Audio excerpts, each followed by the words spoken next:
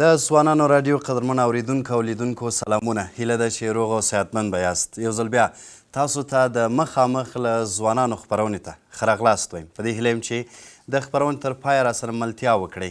نن په خپرونه کې راسره عرفان الله شرفزوی د افغاني سره میاشتې ویان دی. جناب شرفزوی صاحب سلامونه او وخت مو بخیر. ژوندي اوسئ، الله عزتمند لره. کور مو ودان. د خپرونې په لړ کې به عزیزانو د اړوند ادارې د ننګونو او لاسته راوړنو په اړه انشاءالله خبرې اترې ولرو. هیله ده چې تاسې هم له موږ سره تر پایه پاتې شئ. هیرېدنې د معمول په څیر په خپرونې کې راسره درانه محصلین هم حضور لري او د خپرونې په وروستۍ برخه کې به زموږ د میلمه څخه ځینې پوښتنې ولري. هیله ده چې راسره ملتیا وکړئ. شرفزوی صاحب، لومړی پوښتنه په دې ډول غواړم له تاسو وکړم چې مهمو لاسته راوړنې مو په دغه یو کال کې څه وي؟ بسم الله الرحمن الرحیم. لکه څنګه چې موږ تاسو ټول پوهیږو، افغاني سره میاشت یوه مرستندویه او خیرپاله ټولنه ده چې په ډیرو برخو کې خدمات عرضه کوي، خو مرکزي برخې د روغتیا برخه او د طبیعي او غیر طبیعي آفاتو له امله زیانمن شوو وګړو ته مرستې رسول دي.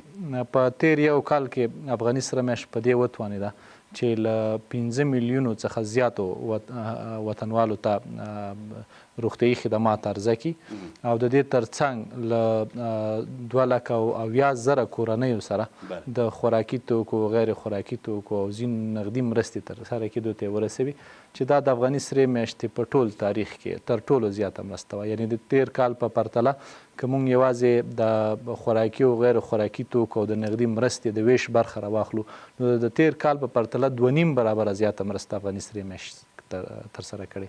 همدا ډول د روغتیا برخه کې هم همدا زیاته برخه شوې.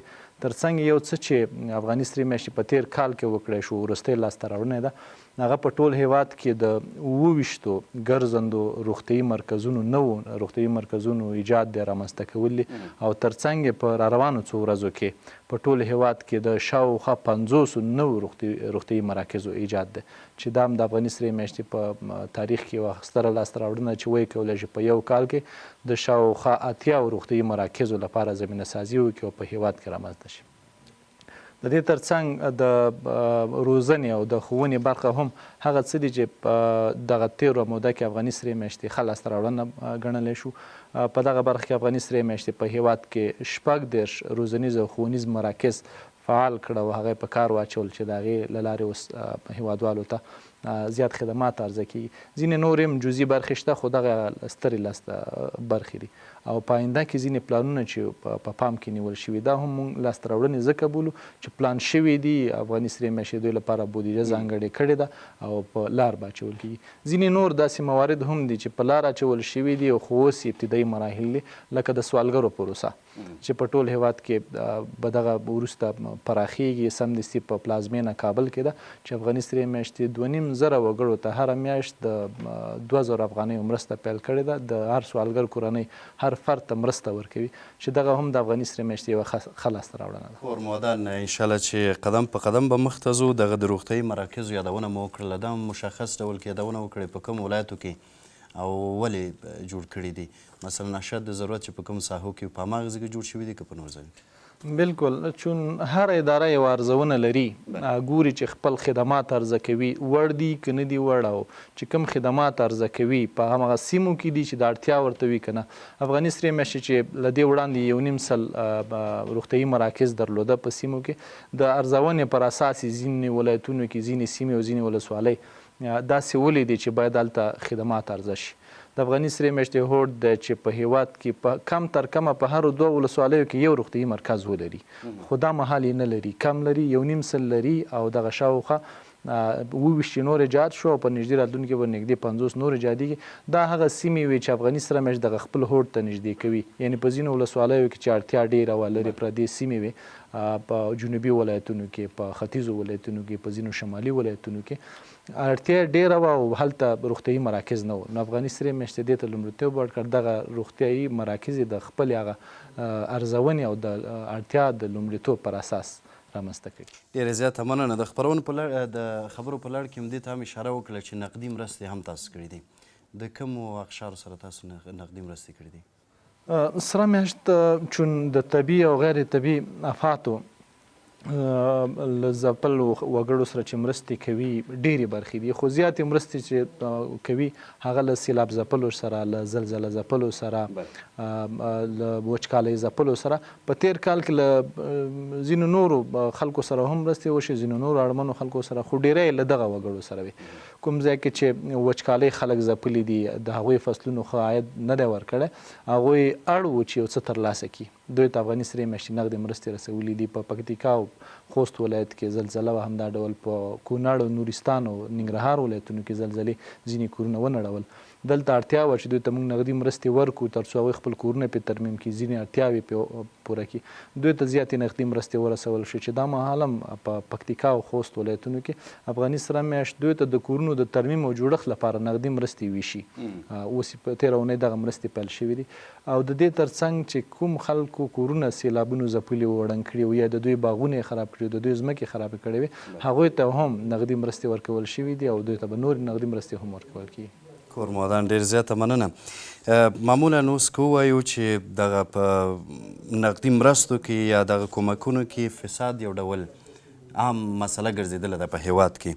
څه شفافیت ستاسو په دغه کومکونو کې موجود دی؟ یعنې تاسو څومره خلکو ته ډاډ ورکوئ کوم کومکونه چې تاسې توضیح کوئ دا مستحق خلکو ته ځي؟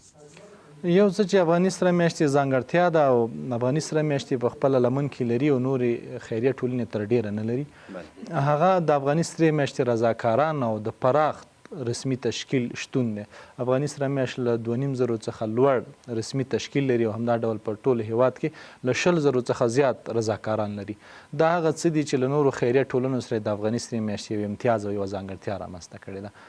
شته دغه مشکل شته چې مرستې اړمنو ته نه رسیږي، یو ډول خیانت پکې ترسره کیږي، خو ځکه ترسره کیږي دا هغه خیریه ټولنې دي چې دوی خپل رضاکاران نه لري، په هیواد کې یو قوي تشکیل نه لري.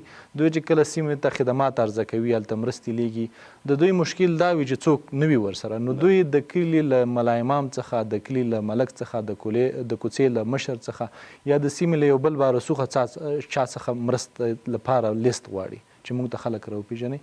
خو افغاني سره میاشت دا کار نه کوي. دوی خپل رضاکاران لري، دوی خپل 2,500 تشکیل لري، له 2,500 څخه لوړ. دوی هرې سیمې ته، هر کور ته خپل کس لیږي، له هیڅ چا څخه لیست نه اخلي، له هیڅ چا څخه کوم داسې څه نه غواړي چې د هغې پر اساس دوی مرسته وویشي. په خپله ځي کور تثبیتوي او له هغې وروسته د اړمنو له تثبیت وروسته له هغوی سره مرسته کوي.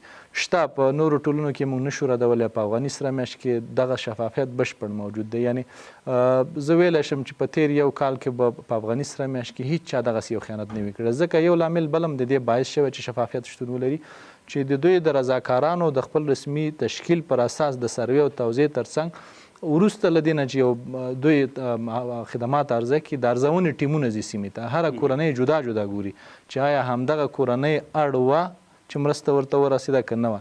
که احیانا داسې کورنۍ ثابته شي چې هغه اړ نه وه او مرسته ورته رسېدلې وي، نو خامخا په جدول کې ثبت ده چې دغه کورنۍ ثبت کړې چا وه، کوم رضاکار ورغلی او کوم د سرې میاشتې د تشکیل نه هغه رسمي کارکوونکی ورغلی، که ثابته شي هغه له دندې منفی کېږي، دغه رضاکارۍ چې کوم حقوق دي هغه یې سلبیږي. نو هر کارمند کوشش کوي تر نهایي حده چې خپل دغه حقوق له لاسه ورنه کړي، نو ځکه شفافیت په نظر کې نیسي.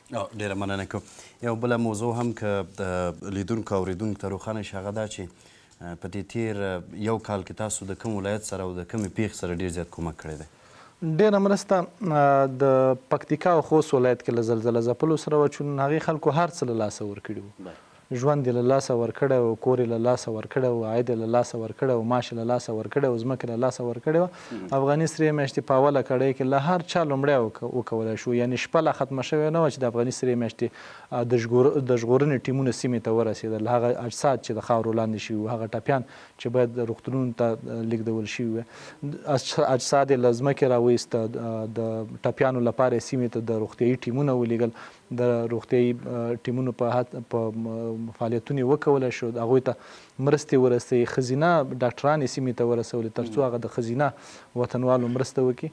له دې وروسته بیا د دوی هیڅ نه و، ان دوی اوبه نه لرلې سمدستي افغاني سرې میاشته دوی ته اوبه ورسولې پاکې اوبه دوی ته یې توده ډوډۍ ورسوله چې دوی یې وخوري ورپسې دوی ته خیمې او هغه توکي چې لازم توکي دي په لومړني قدم کې هغه ورسېده ورپسې بیا خوراکي توکي ورسېده چې وریجې او وړۍ کم څه چې دوی ورته اړتیا وي دا هغه څه و چې موږ باید کړي وای او په پراخه کچه دغه هر څه وشو ځکه دا د هغه شپو کې د افغاني سرې میاشتې کاري لومړیتوب و زیاتې مرستې ورسولې ورپسې دوی ته نغدي مرستې وي عموما په دغه د زلزلې په برخه کې افغاني سرې میاشتې پراخه او ډېره زیاته مرسته وکړه هم نغدي او هم د توکو ورپسې بیا په هیواد کې په 40 ولایتونو کې د سیلابونو راتللو چې دغه سیلابونو هم زیاته خساره زموږ دویم پوښتنه هم د سیلابونو وه په سیلابونو کې مو په کوم برخو کې خلکو سره مرسته وکړه او مشخص ډول کېدونه وشي په کوم ولایت کې ډېره مرسته وشوه ډېره مرسته عموما په لوګر ولایت کې په خوښۍ ولسوالۍ کې وشو نو هغه د سیلابونو زیات تاوان نه وړول ورپسې هم په میدان وردګ او روزګان او زابل او قندهار ولایتونو کې وه په دې کې هم زیات تاوان نه واوښته په ننګرهار ولایت کې او په پروان ولایت کې په سیاګرد او په شینوارو په ولسوالۍ کې زیات زیانونه واوښته دوی ته کوم څه چې لازم و ورسول شو غیر خوراکي توکي خوراکي توکي دوی ته نغدي مرسته هم پیل شو چې په تدریج ورکول کېږي 2 ورځې وړاندې هم په لوګر ولایت کې د خوښۍ ولسوالۍ هغو کورنیو ته چې کورونه ړنګ شوي وو نغدي مرسته ورکول شو ډېره زیاته مننه کو شرف زوی صاحب بله پوښتنه به دا وي چې را روان ژمی دی او د ژمي لپاره افغاني سره میاشتې څه تدابیر په نظر کې نیولي دي افغاني سره میاشت چې کله هم فعالیتونه ترسره کوي له وخت وړاندې حالات ارزوي ژمی را روان دی افغاني سرې میاشتې را روان ژمي ارزونه کړې ده یو هغه عادي مرستې دي چې افغاني سره میاشتې په ټول هیواد کې اړمنو ته رسوي یو نورې پلان شوې مرستې دي افغاني سرې میاشتې د ژمي لپاره 80,000 کورنۍ سره د مرستو پلان جوړ کړی دی چې دا به په ژمي کې هیوادوالو ته رسوي ډېری په هغه سیمو کې دي چې هلته به د واورو ورښتونو له امله لارې تړل کېږي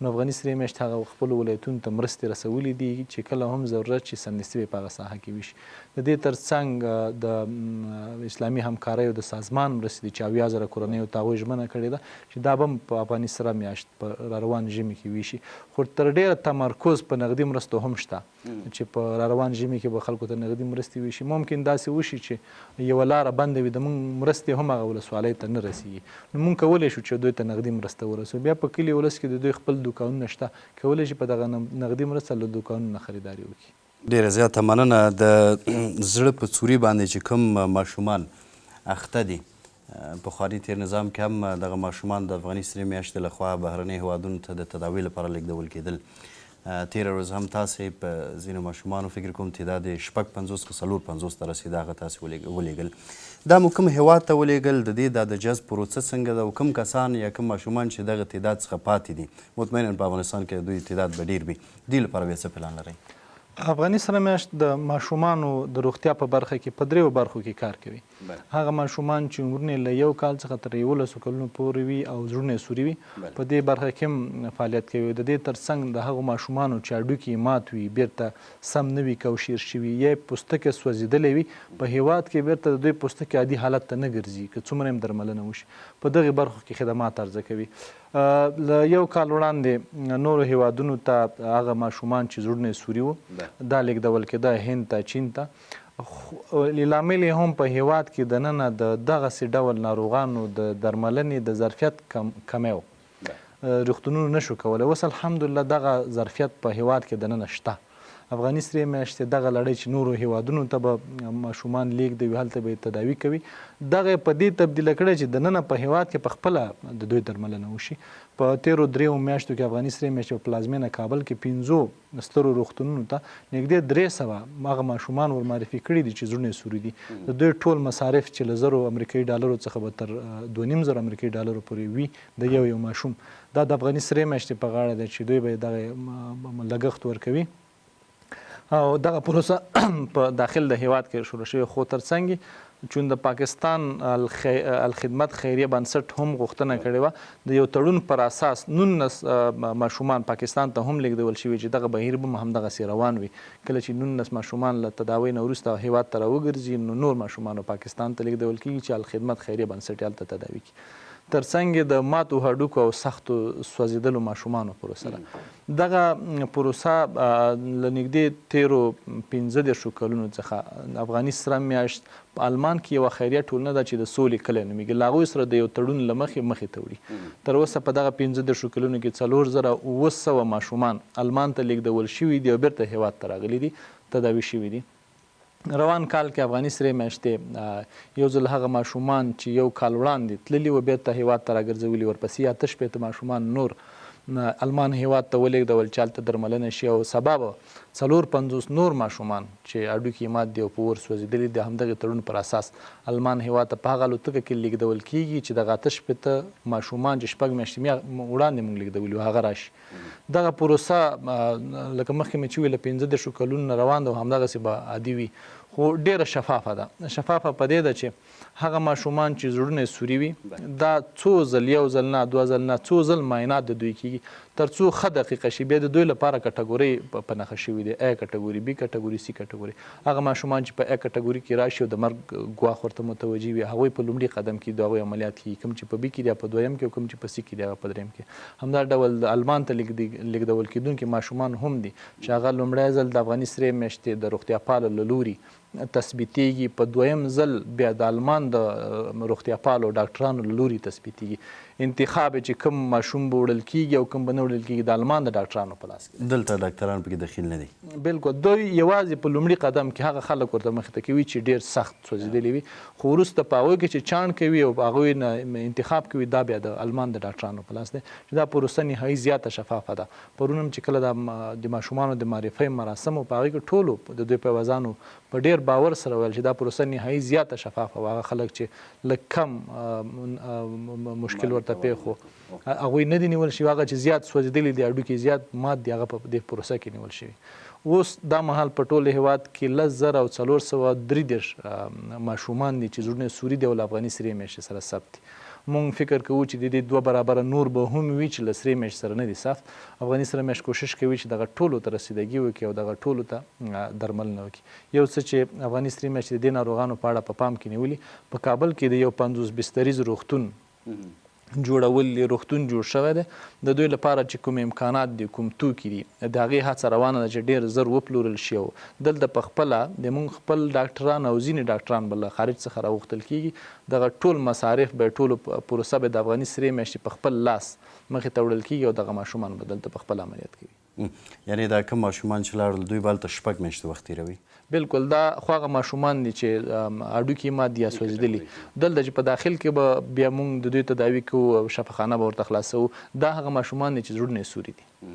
تاسو صرف د آلمان هیواد سره دغه د کومک او همکاري او قرارداد لرئ که د نور هیوادونو سره؟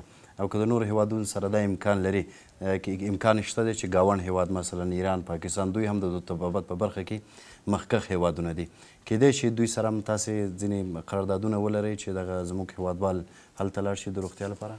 بالکل، د مونږ لمن د هر چا لپاره، غېږ د هر چا لپاره پراخه ده. په دې باره کې مونږ له څو هیوادونو سره غږېدلي یو، له قطر سره، له ترکیې سره، ان د امریکا هیواد د زکات خیریه بنسټ سره په دې باندې خبرې شوي دي چې دغه د مونږ ناروغان هغه هیوادونو ته انتقال شي، د دوی ډاکټران راشي یا کم تر کمه په دې برخو کې مرسته وکړي. په دوی کې ترکیې او قطر دننه په هیواد کې افغاني سرې میاشتې د روغتیا په برخه کې پراخ لاس ورکړی دی چې د افغاني سرې میاشتې مرستې کوي. قطر به په را روان څو اونیو کې په ټول هیواد کې د سترګو په امراضو اخته ناروغانو درملنه پیل کوي چې د دوی شمیر زرګونه دی، د زرګونو ناروغانو درملنه به کوي. همدا ډول ترکیه هم په دغه برخو کې خدمات راوړاندې کیږي. موږ په ګاونډیانو باندې هم په نورو هیوادونو باندې هم تل غږ کړی چې په دغه برخه کې مرستې ته راوړاندې شي، چون دغه د روغتیا برخه ډیره پراخه ده، اړتیا ډیره زیاته ده. په هیواد کې ډیر ماشومان او ډیر لویان دي چې روغتیا ته ضرورت لري او دوی ناروغان دي چې باید تداوي شي. نو ځکه موږ توقع لرو ځینې ژمنې هم شوي دي، ځینو هیوادونو موږ سره ژمنې کړي چې د روغتیا په برخه کې به له موږ سره مرستې کوي. کورموادان ډیره زیاته مننه کوو د خپل دغه د افغاني سره میاشتې د بودیجې په اړه کې یادونه وکړئ. څومره بودیجه تاسو د دولت د خوا نه درکول کیږي، نه درکول کیږي، او بهرنۍ مرستې تاسو سره څومره دي؟ د افغاني سرې میاشتې د بودیجې 3 اړخونه دي. یو اړخ د دولت له لوري دی، هغه په دې معنی چون افغاني سره میاشت یو مستقل نهاد دی، ټول چارې په خپله تنظیموي، په خپله مخې ته وړي. دولت د افغاني سرې میاشتې په امورو کې مداخله نه کوي. نه که چېرته اضطراري حالات پیښ شي، یو شریک فعالیت ترسره کوي، لکه د زلزلې په برخه کې، د سیلابونو برخه کې، خو له دې وراخوا شریک فعالیتونه هم نه ترسره کوي. خو دا د نظام احسان دی له ډېر وخته چې افغاني سرې میاشت ته له ګمرکاتو څخه د عایداتو 2% ورکوي، چې دا د افغاني سرې میاشت لپاره یو غټ عاید دی. همدا ډول له پاسپورت څخه ځینې عاید ورکوي، له ځینو نورو مواردو څخه هم. ترڅنګ نړیوال خیریه بنسټونه دي، نړیوالې ملي ټولنې دي، دوی افغاني سرې میاشتې ته مرستې ورکوي چې افغاني سرې میاشت هغه مرستې سیمې ته رسوي. او دریم اړخ یې د خیرپالو وګړو مرستې دي چې افغاني سرې میاشتې ته تسلیموي، افغاني سرې میاشت دوی مرستې په شفاف ډول خلکو ته رسوي. ډېره مننه. د شفافیت په اړه بیا هم غواړم له تاسو وپوښتم چې په تېرې ادارې کې هم موږ شاهدان یو، خیر د تېرې ادارې به اوس یادونه نه کوو. تاسو اوس د شفافیت په برخه کې څومره تضمین ورکوئ خلکو ته چې ستاسو اداره شفافه ده؟ 100%. ځکه دلته اوس هغه څه نه دي حاکم چې شفافیت نه پیژني یا د شفافیت لپاره کار نه کوي. دلته اوس ټول خلک د شفافیت لپاره ځکه کار کوي چې اوس هر څوک دغه درک زیات لري، دغه وضعیت بیخي زیات داسې یو حالت ته رسېدلی دی چې موږ په هره کوڅه کې یو بېوزله وینو، په هره کوڅه کې یو سوالګر وینو. نو د موږ احساس دغسې دی چې باید بشپړ شفافیت وي. دویم د ارزونې کوم ټیمونه چې رامنځته شوي دي، له هغوی څخه په اصطلاح د رضاکارانو، د کارمندانو ویره د دې باعث شوې ده چې شفافیت رامنځته شي. دریم مخکې داسې کیدای شو چې په شفافیت نه وي، 3-4 نفر لاسونه سره پټ کړي او ځینې مرستې ګډې وډې کړي. اوس هسې نه ده. اوس د دولت لخوا هم دغسې کیږي چې دغه هر څه ډېر په شفاف ډول ارزول کیږي. د افغاني سرې میاشتې مرستې ارزول کیږي چې چېرته خو به غلا کیږي نه. داسې هېڅ کوم موارد نه دي راغلي تر اوسه چې داسې دي شوي. افغاني سرې میاشت مخکې لکه ما چې وي چې د کوم بل چا په لاس باندې نه مرستې ویشي، نه یې تنظیموي، په خپله یې ویشي، په خپله یې تنظیموي، او په خپل منځ کې یو داسې کاري چوکاټ رامنځته کړی دی چې دغه مرستې په شفافیت وویشل شي. کور موده. ډېره مننه. درنو کتونکو او اورېدونکو، د خپرونې په دې برخه کې موږ سره چې کوم محصلین دلته په خپرونه کې شتون لري، دوی ته به وخت ورکو او دوی به هم ځینې پوښتنې د درنه مېلمه څخه وکړي. محصلین عزیز، سوالی که دارین میتونین از مهمان برنامه بپرسین. سلام، وقت همه دوستا بخیر. امیدوار هستم خوب جور صحت سلامت باشین. شرفزای صاحب محترم، سوالم از شما این است که راجع به کلوپ رضاکارانه که در پایتخت است، بخصوص پایتخت، در 6-8 ماه اخیر بیشتر از 500 رضاکار جذب شده، ولیکن تا اکنون در یک برنامه که در ولایات باشه یا در پایتخت از اینا کار گرفته نشده. در صورت که رضاکارها جذب شده، کارتایشان در دستشان، سندایشان در دستشان، چه زمان از این رضاکاران استفاده میشه به خاطر کارهای رضاکارانه؟ تشکر. بسیار خوب سوال بود. چون ما رضاکاره که وقتی که جلب میکنیم به او بسیار زیاد وقت میتم که او خوب ترینینگ بکنه و چیزی که باید او آموزش بگیره، او باید خوب زیاد ترینینگ شوه، یک چیزی بفهمه. 5 ماه و 6 ماه بسیار کم وقت است که یک رضاکار نمیتونه دقیق وقت با مو چیزی که ما میخوایم بفهمه. یعنی ما به او در بخش نجات درس میتم، ترینینگ میتم. این بخش نجات بسیار وسیع است. از زلزله چه رقم مردم را نجات میتین، از سیلاب چه رقم نجات میتین، از برف چه رقم نجات میتین. زیاد موارد هستند که وقت میگیره، زیاد وقت میگیره. و وقتی کسی ظرفیتش نباشه، ارتقایش نباشه، نمیتونه که در جای خدمات خوب عرضه بکنه. چون ما امیال رضاکار داریم، این نوع که جلب میشه، ما در کوشش هم که سریعونات بسیار زیاد کار بکنیم. یکی وقت کار داره که کار سر زیاد شود، از این خاطر ترینینگایش جریان داره، تالی ترینینگایش ختم نشده. هر وقت ترینینگایش ختم شد، بعد از اون به خدمات عرضه میشه. بخشین شرفزای صاحب محترم، ما هدفم از کسایی بودن رضاکاران که ترینینگشان تمام شده و فعلا آماده کار و رضاکارانه هستن و مدت 6-7 ماه میشه که بعد از ترینینگ در خانه شدن و همواره در گروپ چت واتساپ که از طرف رضاکاران آماده شده، همیشه یادآور میشن که ما اگر جذب شدیم و اگر آماده هستیم، فعلا در خانه می ترینینگ های ما تا فراموش ما میشه، چون نه برنامه برشان گرفته شده و نه هم ازشان استفاده میشه.